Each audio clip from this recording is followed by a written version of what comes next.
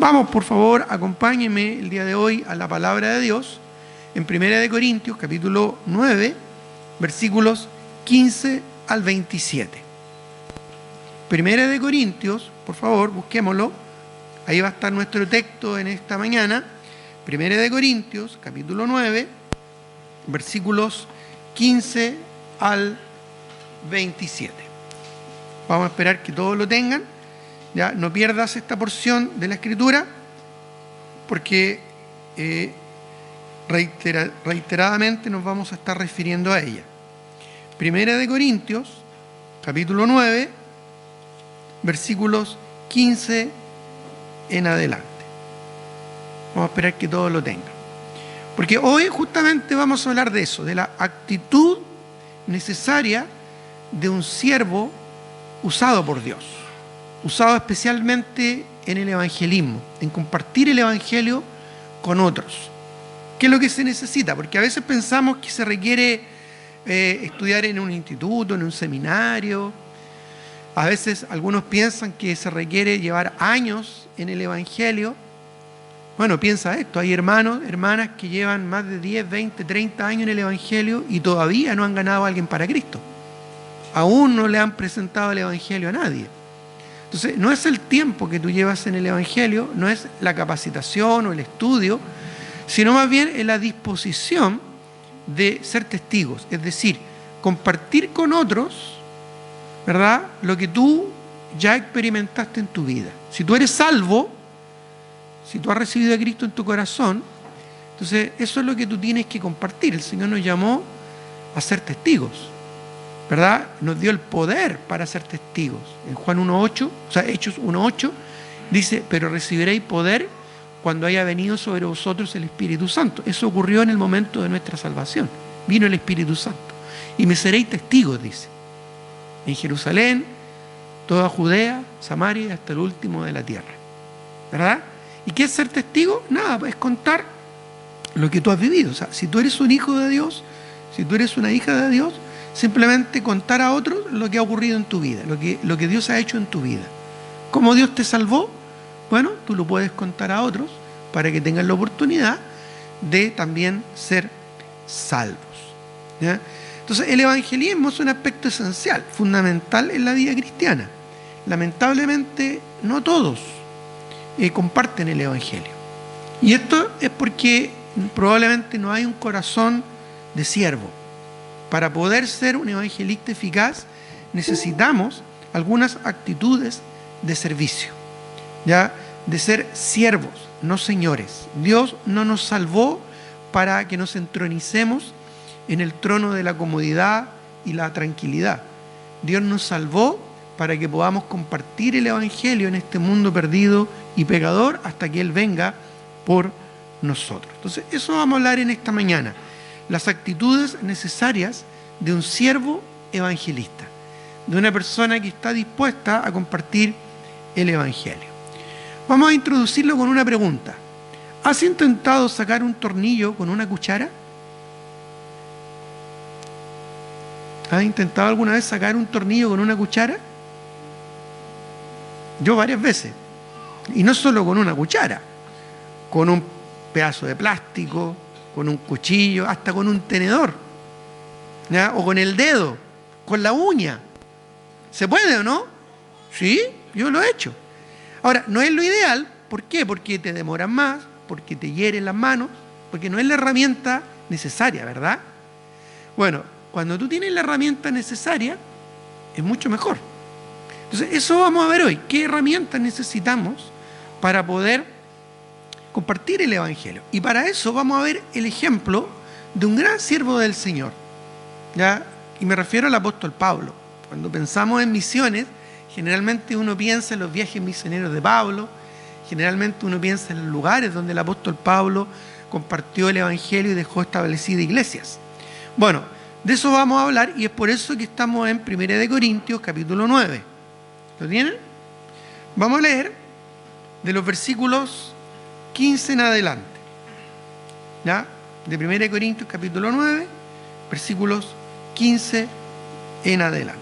Voy a leer solo yo el versículo 14, ya para matizar el contexto de lo que estamos leyendo, porque aquí en 1 Corintios capítulo 9 el apóstol Pablo está hablando de sus derechos como apóstol. Apóstol, a propósito, la palabra apóstol significa enviado. Él fue enviado por la iglesia de Antioquía para ser un evangelista, un predicador del evangelio, un misionero. Sería casi como el equivalente a misionero, ¿ya?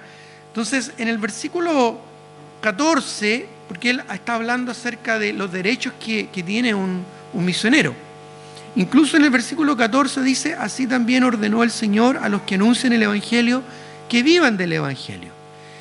En el caso particular del ministerio evangelístico del apóstol Pablo en Corinto, como la iglesia de Corinto era una iglesia, podemos decirlo, un tanto inmadura, para no decir carnal, de hecho en 1 Corintios 3 el apóstol Pablo los trata de carnales, era una iglesia inmadura, entonces el apóstol Pablo no quiso que ellos le sustentaran económicamente. Incluso después, más adelante, el apóstol Pablo pide perdón, refiriéndose a eso. Perdonadme este agravio, les dice, ¿ya? Sin embargo, mientras estuvo Pablo en Corinto, no quiso que ellos los apoyaran. De hecho, la iglesia que los apoyó económicamente fue la iglesia de Filipos. Ya lo hemos estudiado en otras oportunidades. Pero luego, él no quiso que la iglesia de Corinto le apoyara, porque él se dio cuenta probablemente que habían hermanos muy, ¿cómo decirlo para que no suene tan feo? Muy cagüineros. ¿Ya? Entonces, él dijo, ¿sabes qué? No quiero que me sustenten. Bueno, él tenía el sustento de la iglesia de Filipos, ¿ya? Digo esto para que entendamos un poquito el contexto. Pero mira la actitud del apóstol Pablo. Por favor, del versículo 15 en adelante. Dice, pero yo de nada esto, está hablando del sustento económico, me he aprovechado ni tampoco he escrito esto para que se haga así conmigo, ¿ya? Porque prefiero morir antes que, dice, morir antes que nadie,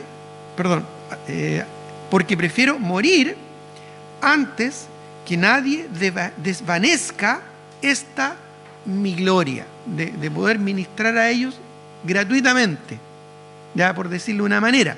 La palabra enseña que digno es el obrero de su salario, él lo mencionó a su momento anterior. La palabra del Señor enseña que el que es enseñado haga partícipe de toda obra buena al que lo instruye, ¿verdad? El mismo apóstol Pablo lo enseñó. Pero aquí, él, ¿verdad? Por cuidarse de actitudes inmaduras de los creyentes de Corinto, no quiso ser sustentado, ¿ya? Entonces el versículo 16 dice, pues si anuncio el evangelio, dice, no tengo por qué gloriarme. O sea, no se enorgullecía él por predicar el evangelio en tantos lugares, porque me es impuesta necesidad. Él veía el predicar el evangelio como una necesidad. O sea, él necesitaba predicar el evangelio. No era que lo viera como un honor, como algo importante. Para él era una necesidad predicar el evangelio. Incluso, mire lo que dice. Estoy leyendo el verso 16 al final. Y ay de mí, si no anunciar el evangelio. O sea, realmente él tenía muy claro que compartir el evangelio era una necesidad y era algo importante. Ay de mí si no lo hago, ¿ya? Verso 17. Por lo cual, si lo hago de buena voluntad, si lo hago con un corazón dispuesto, ¿qué dice? Recompensa tendré, ¿ya? Porque aún sin buscar, ¿no es cierto?, un beneficio, si obedecemos la voluntad de Dios, buena, agradable y perfecta, vamos a ser bendecidos, sí o sí. Va a haber una recompensa. Si no en esta tierra, por último en la gloria, ¿verdad? En el tribunal de Cristo, con incluso coronas y recompensas que nos va a dar el Señor. Así que dice, si lo hago de buena voluntad, recompensa tendré. Pero si de mala voluntad, o sea, si lo hago por hacerlo nomás, ¿qué concluye? La comisión me ha sido encomendada. Es decir, él sí o sí debía cumplir la misión, ¿ya? Sí o sí tenía que cumplir la misión. Dios va a hacer su obra. Él está interesado en que su gloria, su salvación y su nombre sean conocidos en toda la tierra. Y lo va a hacer. Contigo o a pesar de ti. Tú y yo no somos tan importantes como pensamos. Solo somos instrumentos de las manos del Señor. Dios va a hacer conocido su nombre en toda la tierra. Eso ya del Salmo 67 está determinado. Pero tú y yo tenemos la oportunidad de participar en lo que Él quiere hacer. Y tú y yo tenemos la oportunidad de decidir si queremos o no ser parte de esta gran obra y ser usados por el Señor como instrumentos en sus manos. Ahora, el verso 18 añade el apóstol Pablo: ¿cuál es mi galardón? Bueno, que predicando el Evangelio presente gratuitamente el Evangelio de Cristo para no abusar de mi derecho en el Evangelio. Pablo no quería abusar del derecho de compartir el Evangelio con la iglesia de Corinto, ¿no es cierto?, para que recibiera de parte de ellos algún tipo de beneficio económico. Sin embargo, él, del versículo 19 en adelante, y ahí vamos a ir poniendo atención, nos va a entregar 3 actitudes muy importantes que tienen que estar en el corazón de todo aquel creyente que desea ser un siervo evangelista, que desea ser usado por Dios como instrumento en la mano de Dios, como buen instrumento en la mano de Dios, para compartir el Evangelio con otras personas. Dice el verso 19: por lo cual, ya claramente ahí comienza, ¿verdad?, esta porción, enunciando, ¿no es cierto?, el por lo cual implica, ¿verdad?, una conclusión, ¿verdad?, implica una idea global que el apóstol quiere transmitir. Por lo cual, mire lo que dice: siendo libre de todos, me he hecho siervo de todos para ganar a mayor número. Siendo libre, me he hecho siervo. Eso es lo que dice. ¿Para qué? Para ganar a mayor número. Dice el versículo 20: me he hecho a los judíos como judío. ¿Para qué? Para ganar a los judíos.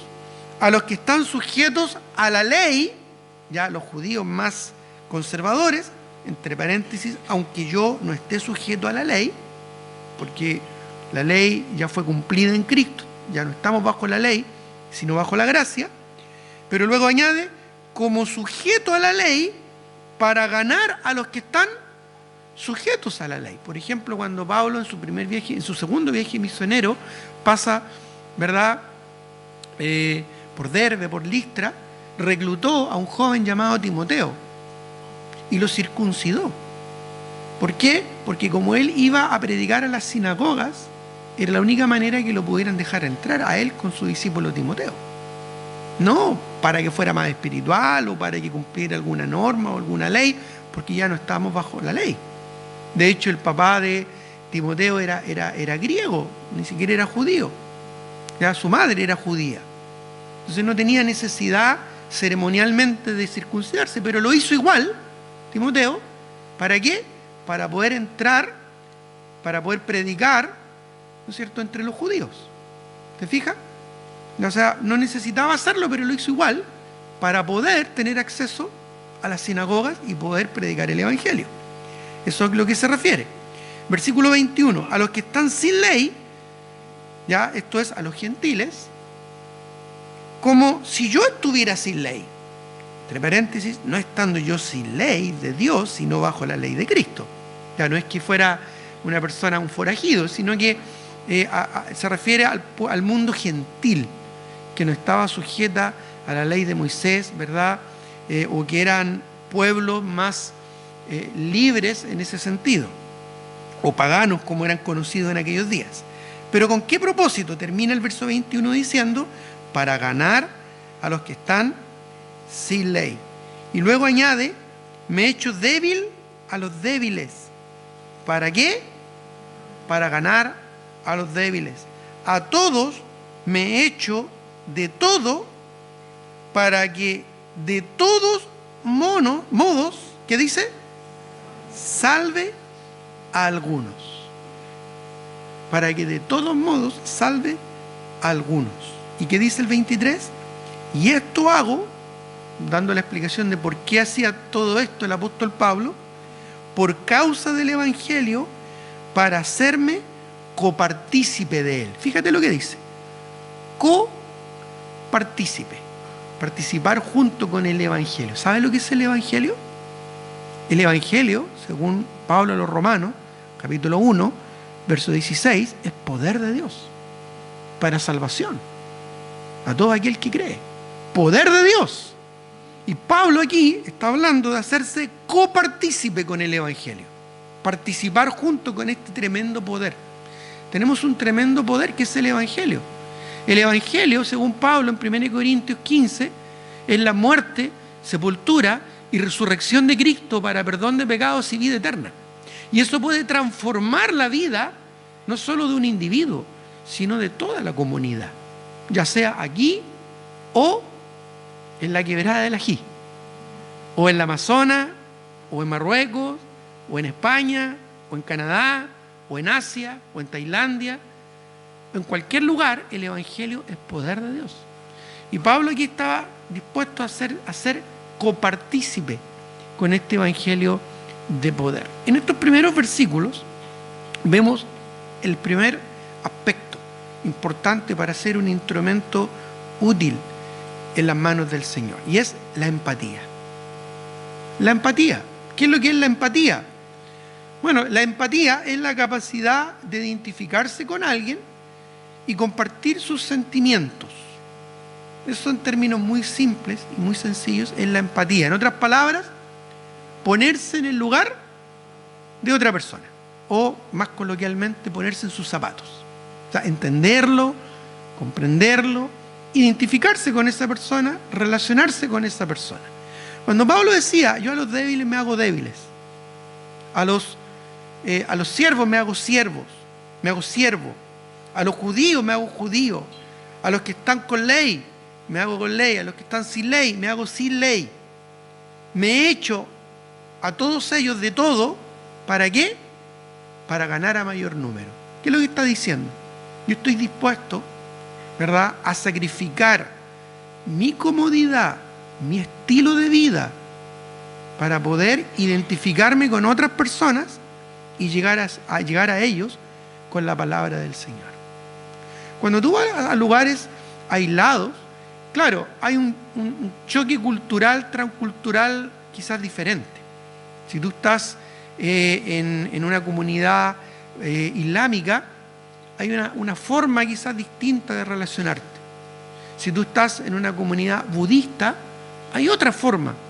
Si tú estás en una comunidad animista, donde se adoran los espíritus de las personas muertas, también hay otra forma de poder llegar, ¿ya? Si tú estás en una comunidad étnica muy aislada, ¿ya?, quizás hay formas que te van a ayudar a compartir el Evangelio de mejor manera. Por ejemplo, estando allá en el Alto Amazonas, interesante que la gente ya aprende por la transmisión oral, contando historias.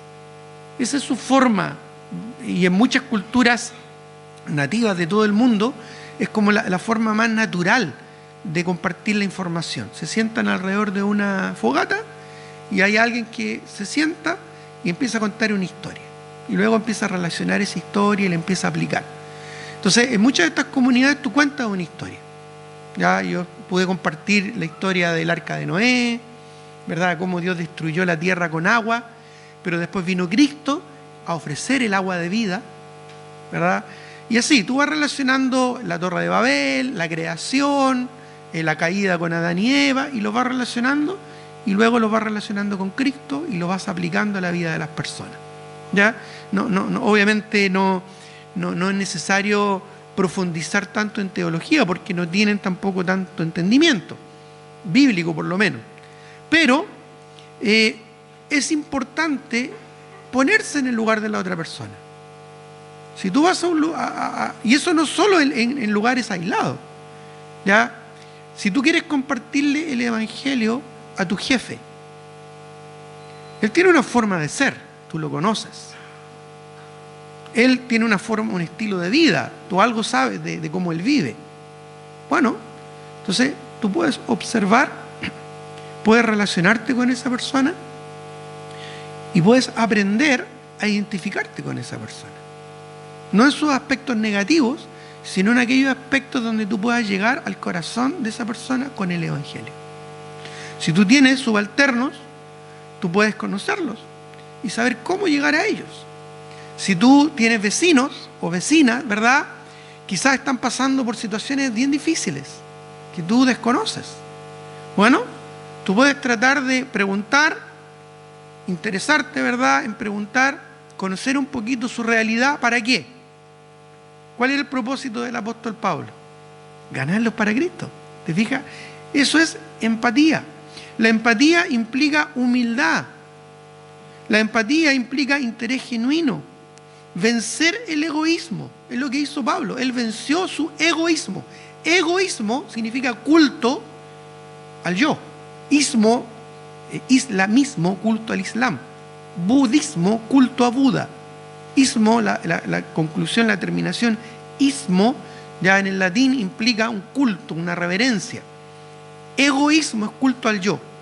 Entonces, cuando yo me considero lo más importante en este mundo, ya, nada de lo que está a mi alrededor me interesa. Nadie quien esté alrededor me interesa. Entonces, cuando yo venzo el egoísmo, ¿verdad? Cuando yo venzo el egoísmo, puedo tener un corazón dispuesto para compartir el Evangelio con otros. Filipenses 2, no lo busquen, o si quieren lo anotan, Filipenses 2, ¿no es cierto?, del 1 en adelante, el apóstol Pablo habla acerca de eso, ¿ya? Y ahí dice acerca de la importancia de vencer el egoísmo. Por tanto, si alguna consolación en Cristo, si algún consuelo de amor, si alguna comunión del Espíritu, si algún afecto entrañable, si alguna misericordia, dice, completad mi gozo sintiendo lo mismo. El mismo amor unánime, sintiendo una misma cosa. Nada hagáis por contienda, dice, o por vanagloria, enorgulleciéndose. Antes bien con humildad, estimando a los demás, cada uno como superiores a uno mismo. No mirando cada uno por lo suyo propio, sino por lo de los demás.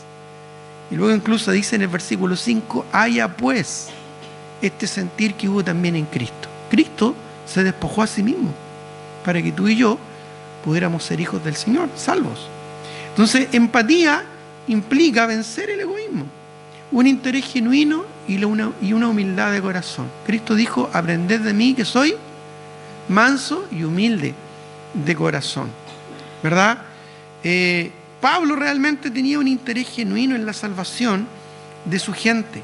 En Romanos 1:14, lo pueden anotar también si no alcanzan a llegar, Romanos capítulo 1, el versículo 14, dice aquí la palabra del Señor, a griegos y a no griegos, a sabios y a no sabios, soy deudor. Soy deudor. Así que en cuanto a mí, pronto estoy a anunciaros el Evangelio también a vosotros en Roma.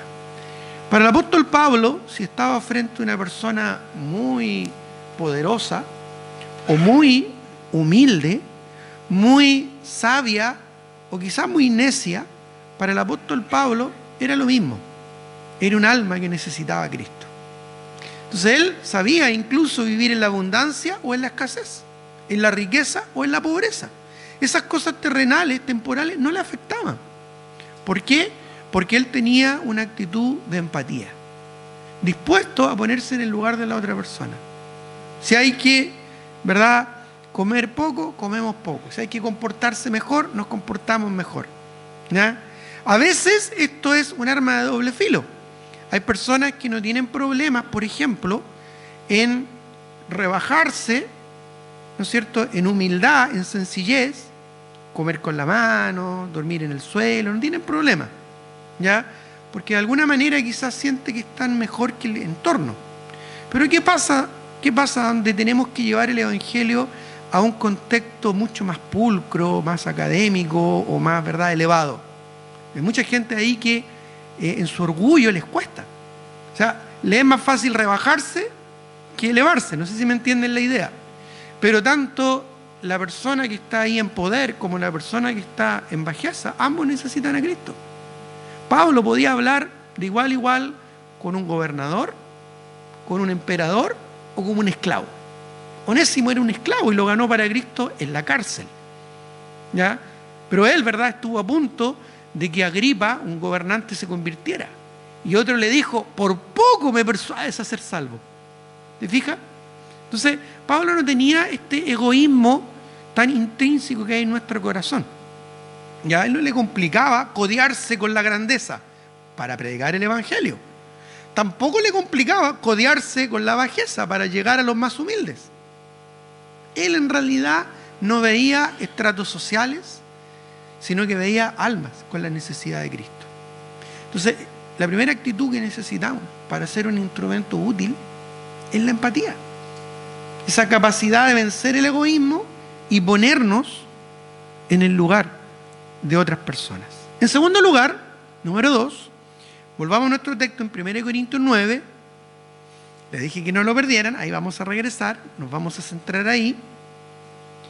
La segunda característica que es importante la menciona de los versículos 24 en adelante.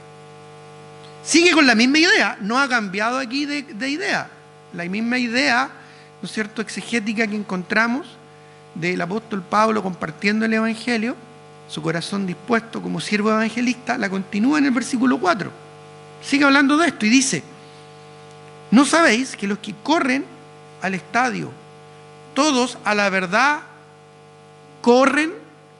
Hace poco, ¿verdad?, hubo un tremendo escándalo, muy desastroso y penoso, patético, ¿verdad?, de lo que alguna vez fueron las Olimpiadas griegas. ¿Ya? Un escándalo realmente patético, ¿verdad?, de la degeneración humana en las últimas Olimpiadas que hubieron. Qué triste, ¿verdad? Qué penoso. Bueno, eso comenzó en Grecia con deportes que ellos practicaban, ¿verdad? Y Pablo, predicando el evangelio aquí a los Corintos, Corinto es una ciudad griega de Macedonia, ya una ciudad importante del istmo ahí que se forma, ¿verdad?, donde está Grecia. Entonces ellos entendían este lenguaje, ellos entendían perfectamente lo que Pablo estaba diciendo aquí, porque para la cultura griega esto era importante, el tema del deporte. Entonces aquí Pablo está relacionando su mensaje empáticamente con lo que ellos conocían, ¿no es cierto? Es como si nosotros aquí en Viña del Mar habláramos del turismo. Viña es una ciudad turística, entendemos, ¿verdad?, que muchos visitantes llegan hasta acá para visitar, ¿no es cierto?, diferentes puntos de atracción. Bueno, por lo tanto, empáticamente ahora el apóstol Pablo está relacionando su mensaje con otra característica importante que se necesita para un siervo evangelista. Entonces dice: ya no sabéis que los que corren en el estadio, todos a la verdad corren, pero uno solo se lleva el premio. Corred de tal manera que lo obtengáis. Ahora, ¿a qué premio se refiere el apóstol Pablo acá? En el contexto lo está diciendo. ¿Cuál era el deseo del apóstol Pablo? Ganar a mayor número. Ese era el deseo. Lo repite varias veces, lo leímos ya. Ganar, para eso al judío se hacía judío, al gentil se hacía gentil, al débil se hacía débil. ¿Para qué? Para ganar a mayor número. Dice el verso 25: todo aquel que lucha, de todo se abstiene. Ellos a la verdad, los deportistas, para recibir una corona corruptible, la mítica corona de laureles, ¿verdad?, que se le entregaba a los deportistas vencedores en las Olimpiadas griegas. Pero nosotros, ¿una qué? Una corona, una incorruptible, es decir, que no se echa a perder, no se marchita. Y esto se refiere a la recompensa, al gozo de ganar almas para Cristo. De eso está hablando, en el contexto está hablando de eso, de ganar almas para Cristo. Recuerda, por eso que al judío se hacía judío, al gentil se hacía gentil, al griego se hacía griego, al débil se hacía débil, al siervo se hacía siervo, para ganar a mayor número, ¿verdad? Entonces, eso es lo que está diciendo aquí el apóstol Pablo. Por eso dice el verso 26, así que yo de esta manera corro. ¿Cómo corría? Bueno, no como a la aventura, no como así, ¿verdad? Como decimos coloquialmente, al voleo. ¿Ya? De esta manera peleo, no como quien golpea el aire, ¿verdad? Tirando manotazos para cualquier lado, sino que golpeo mi cuerpo. ¿Ya? Ahora, ¿qué es lo que vemos hasta acá? ¿Cuál es la segunda característica de un siervo evangelista? La primera, ¿te acuerdas cuál era? Empatía. La segunda es abnegación. Abnegación. La abnegación significa aquella persona que se sacrifica voluntaria y generosamente por alguien o por algo. Un atleta se sacrifica para ganar un premio. Un deportista se sacrifica para poder lograr el éxito. ¿Y en qué se sacrifica? Bueno, deja de comer o come proteínas, ciertas cosas que le van a ayudar. Deja el cigarro, deja el alcohol, deja las amistades, deja las fiestas, deja todo eso para concentrarse en un objetivo, ganar la carrera. Pablo aquí está diciendo, usando esta misma analogía, que muchas cosas de las cuales él se abstuvo o desechó para lograr su objetivo. ¿Cuál era el objetivo del apóstol Pablo? Ganar a mayor número. Entonces, al judío se hacía judío, al griego se hacía griego, al gentil se hacía gentil, al débil se hacía débil, al siervo se hacía siervo, porque su objetivo era ganar almas para Cristo. Esto implica sacrificio. Sacrificio. Segunda de Corintios 12:15, no pierdas tu texto, lo puedes anotar o si lo alcanzas a encontrar, lo lees conmigo. Segunda de Corintios 12:15, dice, sigue la lectura, dice: y yo con el mayor placer gastaré lo mío de mi bolsillo, dice, y aún yo mismo me gastaré del todo por amor de vuestras almas, aunque amando más, yo sea amado menos. Es decir, sacrificio aunque no sea retribuido. Estar dispuesto a ir más allá, a dejar ciertas cosas con el propósito de alcanzar el Evangelio a otras personas, con el Evangelio a otras personas. La pregunta entonces, ¿qué estás dispuesto a dejar? ¿Qué estás dispuesto a dejar de lado para poder ser útil en la obra del Señor? Esto básicamente nace de un amor incondicional, ¿ya? Un amor incondicional. Por ejemplo, le voy a leer un pasaje en Juan capítulo 13, versículo 34, Juan capítulo 13, el versículo 34, que dice: un mandamiento nuevo os doy, que os améis unos a otros como yo os he amado, que también os améis unos a otros. ¿Qué decía la ley de Moisés? Ama a tu prójimo como a ti mismo. Pero Cristo dio un nuevo mandamiento. Renovó y elevó el estándar de ese mandamiento. Ya no es ama a tu prójimo como a ti mismo, sino que ahora es ama a tu prójimo como yo te he amado. Así ama a tu prójimo. ¿Y cómo nos amó Cristo? En esto muestra Dios su amor para con nosotros, en que siendo aún pecadores, Cristo murió por nosotros. Dios te amó de manera incondicional. Dios dejó su trono. Si hablamos de abnegación, Cristo es el mejor ejemplo. Filipenses 2:5 en adelante. Haya pues en vosotros este sentir que hubo en Cristo, el cual, siendo en forma de Dios, no estimó el ser igual a Dios como cosa que aferrarse, sino que se despojó a sí mismo, tomando forma de siervo, hecho semejante a los hombres, y estando en la condición de hombre, se humilló a sí mismo hasta la muerte y muerte de cruz. Entonces, si hablamos de abnegación, Cristo es el mejor ejemplo. ¿Qué estamos dispuestos a dejar para ser instrumentos evangelistas en las manos del Señor, para ser siervos evangelistas? ¿Estás dispuesto a dejar, por ejemplo, tu timidez? Porque muchos son tímidos. Se les embarga un temor cuando tienen que compartir el Evangelio con otras personas. ¿Qué le voy a decir? ¿Y si me dice esto? ¿Y si me hace una pregunta? Muchos son tímidos. ¿Estás dispuesto a despojarte de tu timidez? Otros quizás son más egoístas. ¿Ya? ¿Qué le voy a hablar a esa persona, verdad?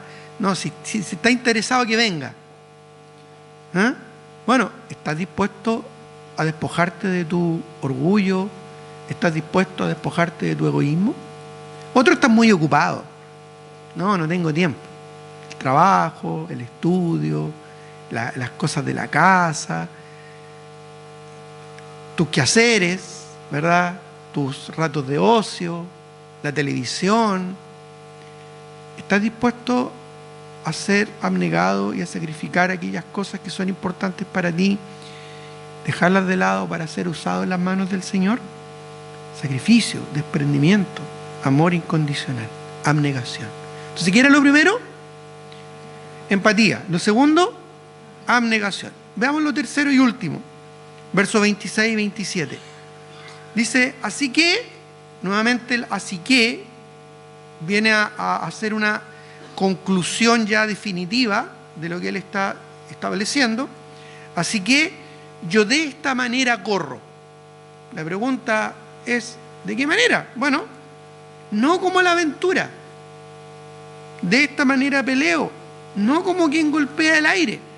Y esto lo dice, hermanos, porque hay muchos creyentes que piensan que el evangelismo es solamente tirar papelitos con versículos bíblicos de la ventana, a ver si alguno de esos versículos llega, ¿no es cierto?, al sombrero de alguna persona o a la cabeza de alguna persona, se le queda enredado en el pelo, ¿verdad? Y esa persona lo toma, lo lea y cae de rodillas para recibir a Cristo. No, no es la manera. Ya muchos quizás van a ir a predicar el evangelio en una esquina y nadie les va a tomar en cuenta.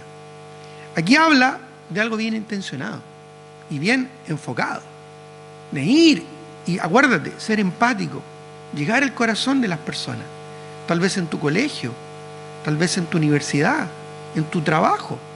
Quizás en ese trabajo del que te quejas tanto, toma el tiempo de conocer a tus compañeros, a tus subalternos, a tu jefe o a tus clientes. ¿Cuáles son sus problemas, sus necesidades? Para que puedas llegar al corazón de esa persona. Cuando Cristo compartió el evangelio con la mujer samaritana, Él se fijó que ella venía a buscar agua. ¿Qué le ofreció el Señor Jesucristo? Agua. Agua de vida. Vio lo que necesitaba y suplió su necesidad. Entonces eso es empatía y abnegación, porque el Señor estaba cansado, dice que estaba cansado del camino. ¿Qué? Voy a perder el tiempo con esta mujer pecadora que ha tenido 5 maridos y el que ahora tiene ni siquiera es su marido. ¿Qué va a escuchar el evangelio si está enredada en su pecado? Podría haber dicho el Señor eso, ¿no? Y seguir adelante. Pero tomó el tiempo para compartirle el evangelio. Eso es abnegación. Y lo tercero, hermanos, tal como dice aquí, y luego añade el versículo 27, sino que golpeo mi cuerpo y lo pongo en servidumbre, no sea que habiendo sido heraldo para otros, yo mismo venga a ser eliminado. Aquí encontramos disciplina. Disciplina. ¿Qué era lo primero?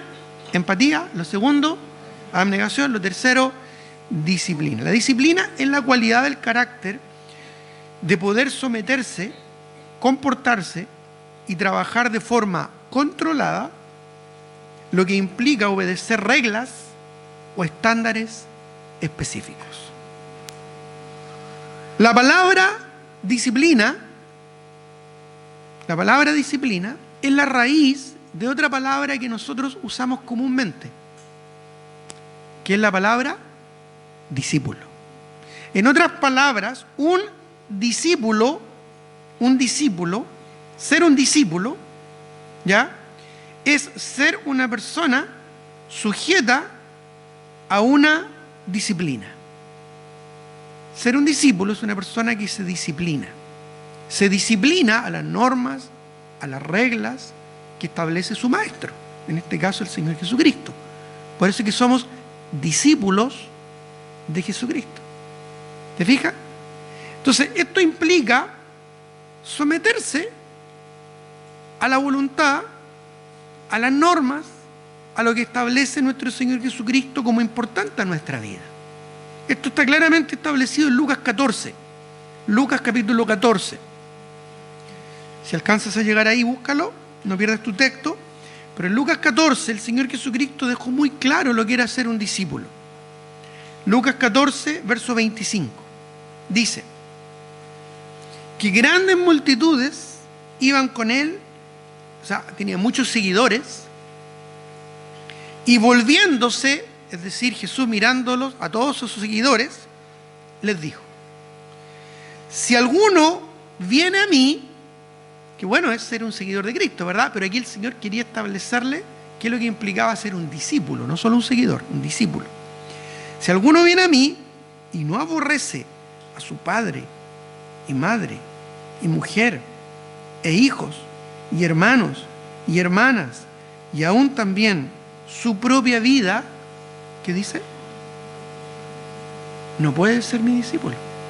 O sea que para ser un discípulo tú te tienes que sujetar, te tienes que someter al estándar de Cristo. Y Cristo aquí está diciendo que tú debes amarlo a Él por sobre tu papá, por sobre tu mamá, por sobre tus hermanos, por sobre tus hijos, por sobre tus padres. Eso es lo que está diciendo. No es que los desprecies, es que tú tienes que amar a Cristo más que ellos. Tú tienes que ser capaz de amar al Señor Jesucristo más que a tus propios hijos. Eso es lo que está diciendo. ¿Por qué? Escucha esto. Porque si tú amas a Cristo más que a tus hijos, vas a ser el mejor padre del mundo. Te lo aseguro. Si tú amas a tus hijos, si tú amas a tus hijos más que a Cristo, vas a ser la peor madre del mundo.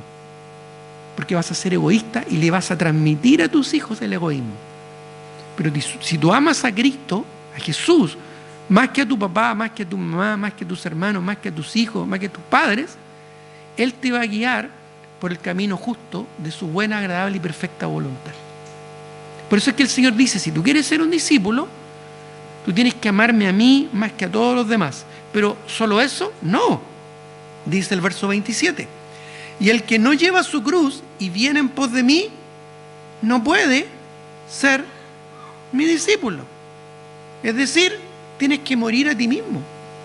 Si para ti es más importante tus placeres, tus gustos, tus anhelos, que yo, no me sirves como discípulo, dice el Señor. Porque para ser un discípulo hay que disciplinarse, ¿verdad? Para ser un deportista de élite, no sirve simplemente que tenga la buena intención. Yo en la próxima Olimpiada voy a empezar a correr y voy a ganar la maratón. Voy a ganar los 100 metros planos.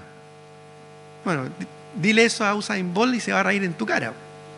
Son años de entrenamiento y mucha abnegación y dedicación, sacrificio y disciplina. ¿Te fijas o no?